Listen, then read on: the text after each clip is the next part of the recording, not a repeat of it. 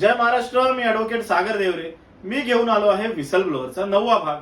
18 February 2022च्या Mumbai महानगरपालिकेच्या सुधार समितीच्या बैठकीमध्ये मुलुंड पूर्व मधला पीएपी प्रकल्प पारित करण्यात आला. या सुधार समितीच्या बैठकीमध्ये सर्वच पक्षांचे नगरसेवक जे सुधार समितीचे सदस्य असतात ते उपस्थित होते. एकाही नगरसेवकाने या बैठकीमध्ये या प्रकल्पाच्या विरोधात आवाज उठवला नाही.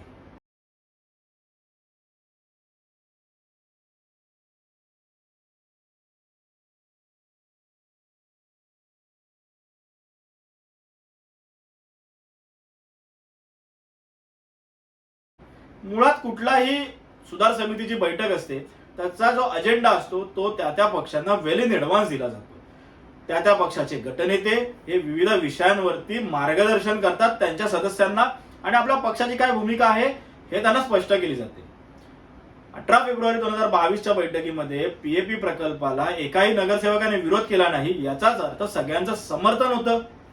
मुलुंड पूर्व मध्ये ज्या ठिकाणी हा 7439 घरांचा प्रकल्प सुरू आहे त्याचे नगरसेवक आहेत श्री प्रभाकर शिंदे साहेब.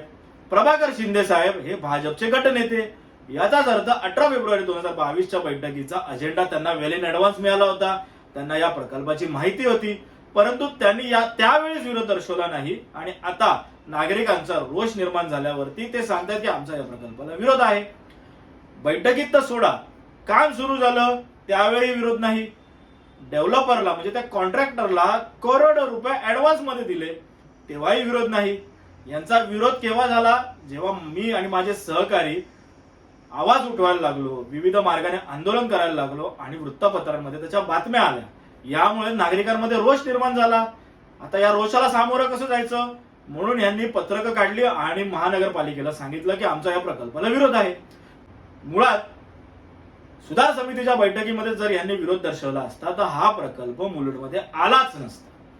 आणि आताही निवडणुकीच्या तोंडावरती हे लोक सांगत आहेत की आम्ही निवडणुका झाल्यावरती हा प्रकल्प रद्द करू. अहो, मुळात 18 फेब्रुवारी 2022च्या बैठकीत तुम्ही विरोध नाही दर्शवला, तुम्ही काम सुरू झाल्यावर विरोध दर्शवला नाही, आंदोलनामध्ये तुम्ही कुठे दिसले नाहीत. मग आता निवडणुकीच्या तोंडावरती ही जुमलेबाजी का करतायत? या व्हिडिओच्या माध्यमातून मी तमाम मुलुंडकरांना एकच सांगतो की या जुमलेबाजीचा बळी पडू नका. जेवढं प्रेशर तुम्ही या लोकप्रतिनिधींवरती आणि या उमेदवारांवरती कराल तेवढाच हा प्रकल्प लवकरात लवकर बंद होईल. तुम्ही आणि मी मिळून हा प्रकल्प नक्कीच हद्दपार करू ही मला अपेक्षा आहे.